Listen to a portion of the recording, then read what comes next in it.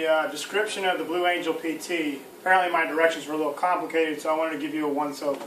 First of all, we'll have at least 4-man teams, maybe 6. So teams will be split up differently depending on how many we have. But an overall overview is we have 2 starting points, here and here. From this starting point, you have one person take off and run at the whistle, and the other person takes off for a swim, all the way to here.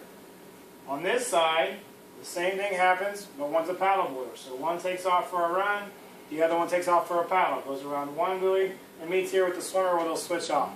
Once they switch off, they go back to the shoreline, and then they head off for their run.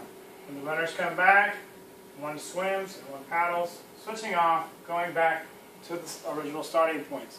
Once the whole team has completed all 3 events of the triathlon, they'll meet over here at the meeting tent, at which time they'll take a 25-question quiz. Every question you miss, you have to do a 30-second mandatory PT before you can go on to the next event. The next event after that is the person carry. You'll carry one of your team members all the way to Margaritaville and back. You'll switch out halfway with a different team member, so that way at least 4 people get rotated into the rotation of the person carry.